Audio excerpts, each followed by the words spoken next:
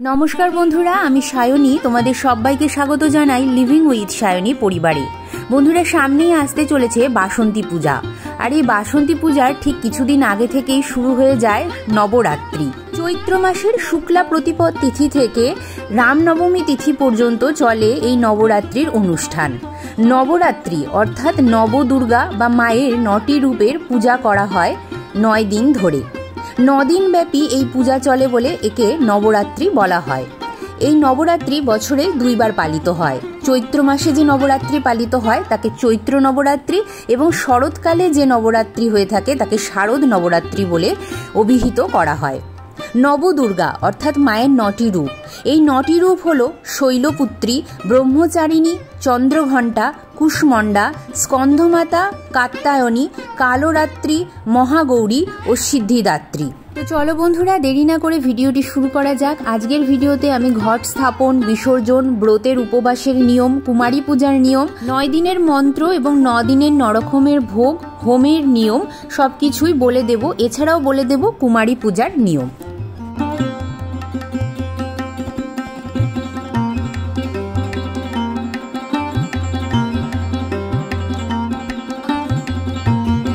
পূজার প্রথম পর্যায় অর্থাৎ আচমন, অর্থাৎ গঙ্গা জলের দ্বারা নিজের দেহ এবং মনকে শুদ্ধিকরণ করা। প্রথমেই হাতে গঙ্গা জল নিয়ে আমরা বলবো নমো বিষ্ণু, নমো বিষ্ণু, নমো বিষ্ণু।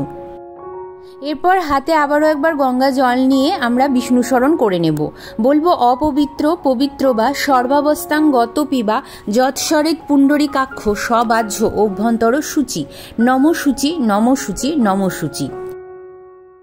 পূর্ব দিকে জলচৌকি পেতে একটি আসন প্রস্তুত করেছি। আর মা যেহেতু মা দুর্গারই আরেক রূপ, তাই তার বসার আসনটি আমি লাল রঙের কাপড় দিয়ে আবৃত করেছি। পূজাবিধি শুরু করার আগে চলো বন্ধুরা দেখে নেওয়া যাক এই বছর অর্থাৎ 2025 সালের নবরাত্রির পূর্ণাঙ্গ সময়সূচি। এই বছর অর্থাৎ 2025 সালে নবরাত্রি পড়েছে ইংরেজির 30শে মার্চ, বাংলার 16ই চৈত্র 1431 রবিবার। এই দিন শ্রী শ্রী দেবীর বসন্ত নবরাত্রি ব্রতারম্ভ। নবরাত্রি সমাপন 6 এপ্রিল 2025, বাংলার 23শে চৈত্র 1431 রবিবার। এই দিন শ্রী শ্রী দেবীর বসন্ত নবরাত্রি ব্রত সমাপন। দেবীর আসন তো আমি প্রস্তুত করেই নিয়েছিলাম। এবার দেবীকে যেখানে স্থান দেব সেখানে আমি অক্ষত অর্থাৎ গোটা আতপ চাল দিয়ে একটি স্বস্তিক চিহ্ন প্রস্তুত করছি। স্বস্তিক চিহ্ন ভীষণই শুভ চিহ্ন। আর তার উপরে দেখো আমি মাতা রানীকে স্থাপন করেছি। আজকে আমি চিত্রপট এবং বিগ্রহ দুটোতেই তোমাদেরকে পূজাবিধি সম্পন্ন করে দেখাবো। তবে তার আগে আমি ঘট স্থাপন করব। মাতার ঠিক ডান দিকে আমি কিছুটা অক্ষত বিছিয়ে নিচ্ছি এবং তাতে আমি অষ্টদল কমল অঙ্কন করছি। অষ্টদল কমলের উপরেই মাতার ঘট স্থাপন হয়। এরপর মায়ের পূজাবিধির জন্য লাল চন্দন আমাদের লাগবে, তাই জন্য লাল চন্দনটি আমি বেটে নিচ্ছি। তোমরা চাইলে বাজারের লাল চন্দনের গুঁড়ো কিনে নিতে পারো।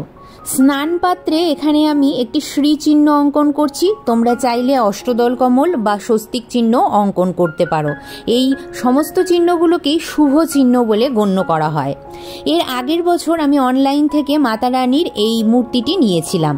এখানে স্নানের বিধি সম্পন্ন করাবো বলে গঙ্গা জল, গোলাপ জল আর অঘরু নিয়ে নিয়েছি। যথাক্রমে গঙ্গা জলের মধ্যে আমি অঘরু এবং গোলাপ জল মিশিয়ে নিচ্ছি। আর একটু মেশাবো লাল চন্দন। এছাড়াও মায়ের গোলাপের গন্ধ ভীষণ প্রিয়, তাই গোলাপের পাপড়ি মিশিয়ে নিলাম। এরপর মায়ের স্নানের বিধি শুরু করব। বলছি ইদম স্নানিয়ম দুর্গা দেব্যই নমঃ। এরপরে আমার কাছে যে চিত্রপটটি আছে তাতে আমি স্নানের বিধি সম্পন্ন করাবো, তাই গামছার মধ্যে একটু গঙ্গা জল, গোলাপ জল আর অঘরু একসাথে মিশিয়ে মাকে আমি এখানে স্নান করিয়ে নিচ্ছি।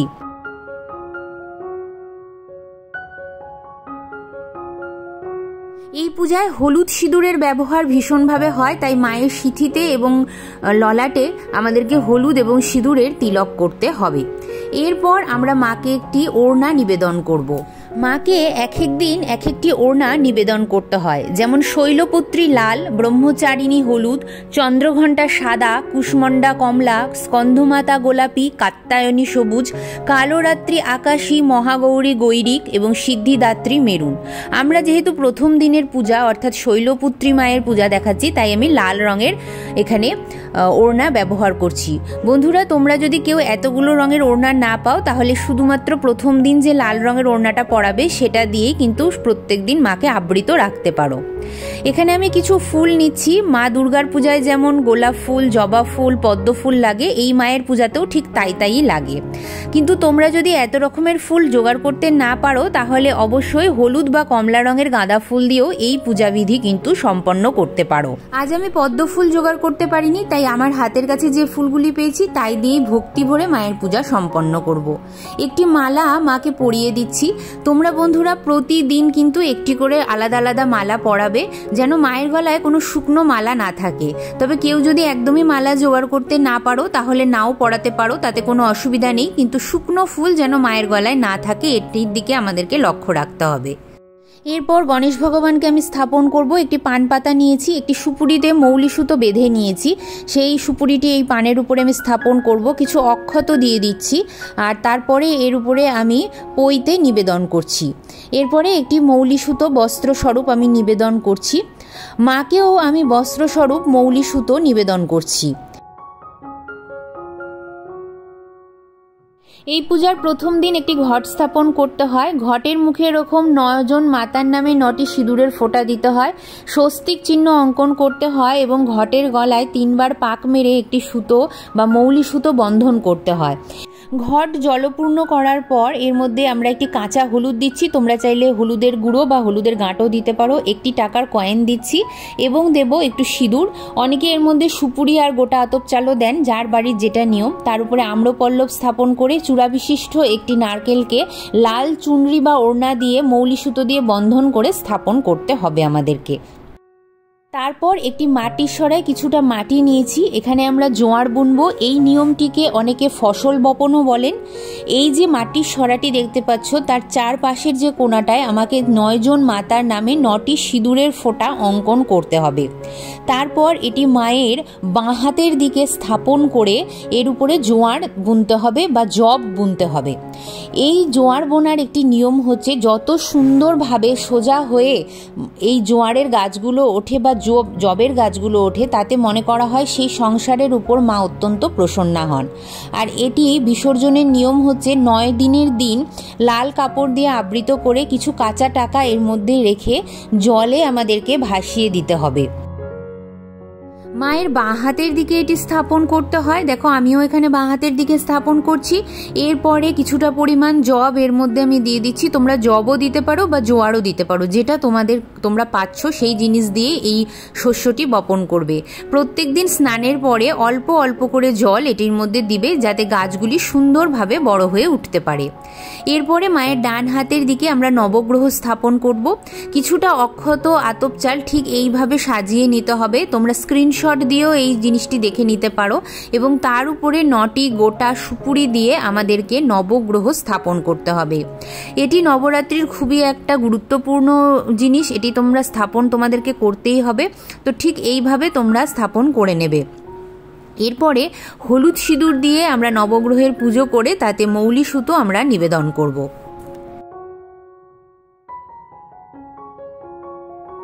বন্ধুরা, এই পুজোতে মাকে একদিনের জন্য 16 শৃঙ্গার নিবেদন করতে হয়। তো আমি এখানে আলতা সিঁদুর, শাখা নোয়া পলা এই জন্যই নিবেদন করছি। এর আগের বার আমি তোমাদেরকে মায়ের পুরো 16 শৃঙ্গার নিবেদন করে দেখিয়েছিলাম। তবে আমার অনেক বন্ধুরাই বলেছিলেন, দিদি অনেক সহজ সরলভাবে দেখাও, কেন আমরা 16 শৃঙ্গারের জিনিস পাচ্ছি না আর অনলাইন থেকে আনানো সম্ভব নয়। তাই তাদের জন্য আমি এটা একদম সহজ সরলভাবে দেখাচ্ছি। আলতা সিঁদুর, শাখা নোয়া পলা দিলেও হবে। পুজোর পরে মানে 9 দিন পরে তোমরা এটা কোনো সধবাকে দিয়ে দিতে পারো। একটি অখণ্ড দ্বীপ প্রজ্বলিত করতে হয়। ঘিয়ের জ্বালালে অত্যন্তই শুভ। যদি ঘিয়ের না জ্বালাতে পারো তাহলে তেলের প্রদীপও জ্বালাতে পারো। এই অখণ্ড প্রদীপ যে কোনো একটি মনস্কামনা নিয়ে প্রজ্বলিত করা হয় এবং 9 দিন ব্যাপী অহোরাত্র এই প্রদীপ প্রজ্বলিত থাকে। এটি অপশনাল, কেউ জ্বালাতেও পারো, নাও জ্বালাতে পারো। যদি কোনো বিশেষ মনস্কামনা থাকে তাহলে অবশ্যই জ্বালাবে, আর অবশ্যই একটু লক্ষ্য রাখবে যেন এই প্রদীপ কিছুতেই এই 9 দিন না বেড়ে যায়। এবার আমরা সংকল্প নেব। হাতে একটু ফুল বা গোটা আতপ চাল নিয়ে আমরা বলবো, হে মা, আমি সায়নী, আমি শ্রদ্ধা ভক্তি নিয়ে তোমার পূজা শুরু করছি। আমার সমস্ত মনস্কামনা পূর্ণ করো এবং মা, আমার গৃহে সবসময় সুখ, শান্তি ও সমৃদ্ধিতে ভরিয়ে রাখো। এই 9 দিন ব্যাপী পূজায় যদি কোনো ভুল ত্রুটি হয়ে যায় তার জন্য আমাকে ক্ষমা করো। মা, আমি তোমাকে আবাহন করছি, আমি তোমার নবরাত্রির পূজাবিধি শুরু করছি। এইভাবে সংকল্প নিয়ে বন্ধুরা তোমরা পুজো করবে। আর এখানে আমি একটু ধূপ এবার প্রজ্বলিত করে দিচ্ছি। একটাই কথা বন্ধুরা, যখন ঘট স্থাপন হয়ে যাবে তারপরে দেখবে যেন ঘট, মায়ের মূর্তিতে এই 9 দিন ব্যাপী কোনো রকম নাড়া না পড়ে। আর আরও একটা কথা, এই যে জবের যে সরাটা আমরা বসাচ্ছি তাতেও যেন কোনো রকম নড়া না পড়ে। এবার আমরা প্রথম পূজ্যকে পুষ্পাঞ্জলি দেব। ওম গাং গণপতায় নমঃ এই মন্ত্রটি বলে আমি পুষ্পাঞ্জলি দিয়ে নিলাম। এরপর আমরা মায়ের পূজা শুরু করব। 9 দিনে 9 মাতার আলাদা আলাদা পুষ্পাঞ্জলি হয়। প্রথম দিন মাতা শৈলপুত্রীর পূজা করছি। বলছি, ইয়া দেবী সর্বভূতেষু মা শৈলপুত্রী রূপেণ সংস্থিতা নমস্তস্বৈ নমস্তস্বৈ নমস্তস্বৈ নমো নমঃ। এইরকম ভাবে দ্বিতীয় দিন বলবে, ওম দেবী ব্রহ্মচারিণী নমঃ ইয়া দেবী সর্বভূতেষু মা ব্রহ্মচারিণী রূপেণ সংস্থিতা নমস্তস্বৈ নমস্তস্বৈ নমস্তস্বৈ নমো নমঃ। এইভাবে প্রত্যেক দিন কিন্তু দেবীর নাম বদলে বদলে তোমাদেরকে পুষ্পাঞ্জলি দিতে হবে বন্ধুরা।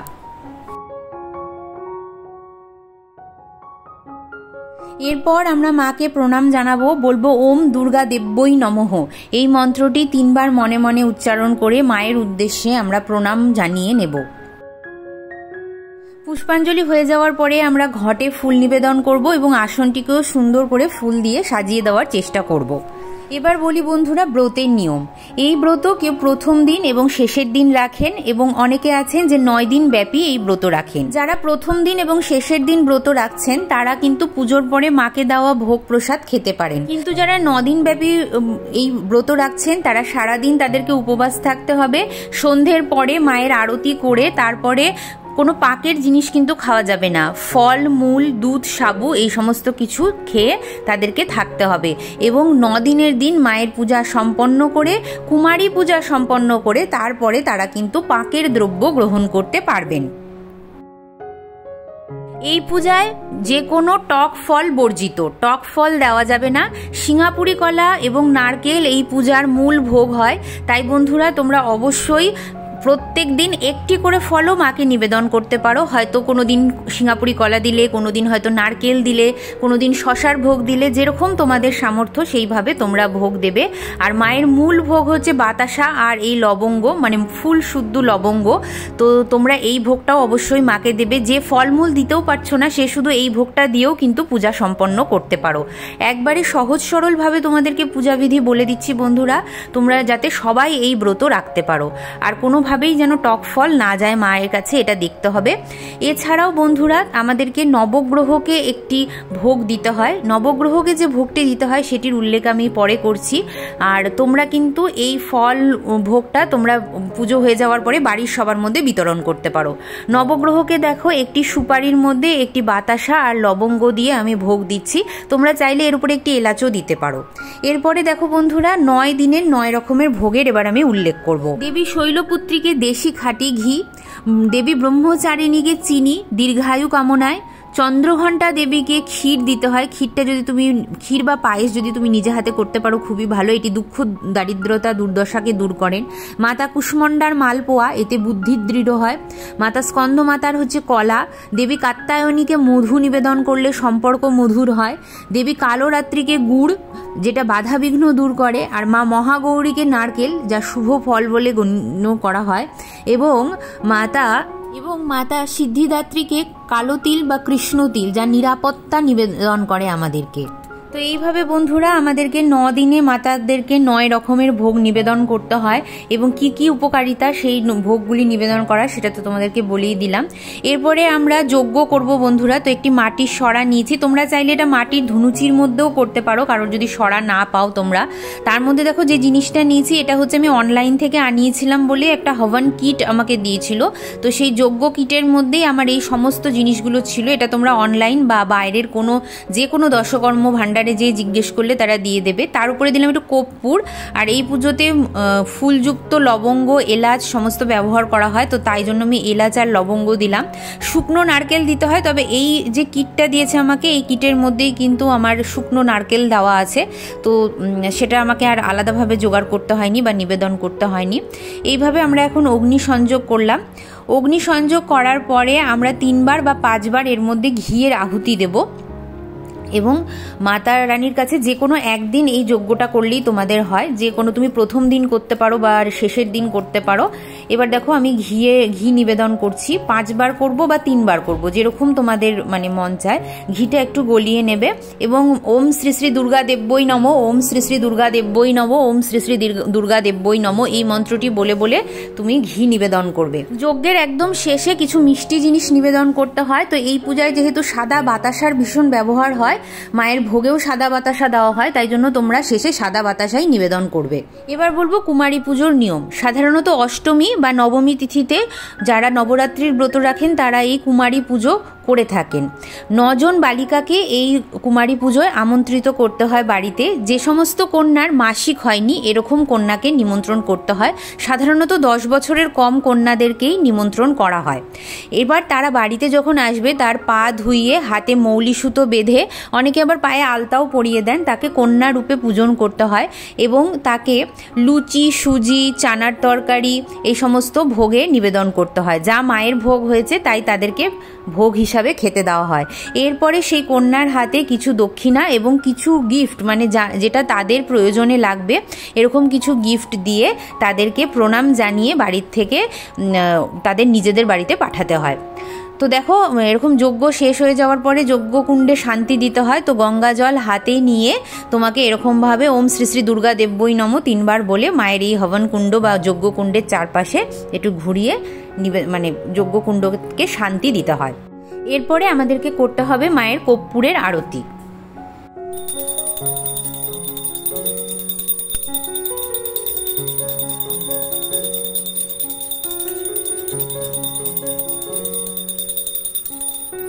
এরপর বন্ধুরা আমাদেরকে মায়ের চাল্লিশা পাঠ করতে হবে। তো বন্ধুরা এর আগের বার আমি চাল্লিশার যে বইটা এনেছিলাম সেটা হিন্দিতে ছিল এবং তোমরা বলেছিলে ওটার কোনো বাংলা ভার্সন পাওয়া যায় কিনা। তবে এবার আমি অনলাইনে বাংলা ভার্সন খুঁজেছি, তবে পাইনি সেটা। তো তোমরা যদি কেউ না পাও তাহলে সেই ক্ষেত্রে তোমরা কি করবে, ইউটিউবে মায়ের চাল্লিশা পাওয়া যায়, তো ইউটিউবে সেই চাল্লিশাটা মানে চালিয়ে দিয়ে তোমরা পুজো সম্পন্ন করবে। নবরাত্রির শেষের দিন ঘটের সমস্ত জিনিস আমাদেরকে জলে বিসর্জন দিতে হয়, আর মাতা রানীর বিগ্রহ তোমরা সারা বছর বাড়িতে রেখে পুজো করতে পারো। তো চলো বন্ধুরা, এই ছিল আমার সহজ সরল চৈত্র নবরাত্রির পূজাবিধি। কেমন লাগলো অবশ্যই লিখে জানিও। ভালো লাগলে ভিডিওটিকে লাইক শেয়ার করতে ভুলো না। যারা আজকে নতুন দেখছো তারা প্লিজ চ্যানেলটিকে সাবস্ক্রাইব করে আমার পাশে থেকো, আমার বন্ধু হয়ে যেও। দেখা হবে আবারও একটা সুন্দর পূজাবিধি নিয়ে। ততক্ষণের জন্য তোমরা সবাই খুব ভালো থেকো, সুস্থ থেকো। মাতা রানীর কৃপা দৃষ্টি সদা সর্বদা তোমাদের গৃহে থাকুক এবং সদা সর্বদার জন্য তোমাদের গৃহ সুখ, শান্তি এবং সমৃদ্ধিতে ভরে উঠুক, এই কামনা নিয়ে আজকের ভিডিওটা আমি শেষ করছি।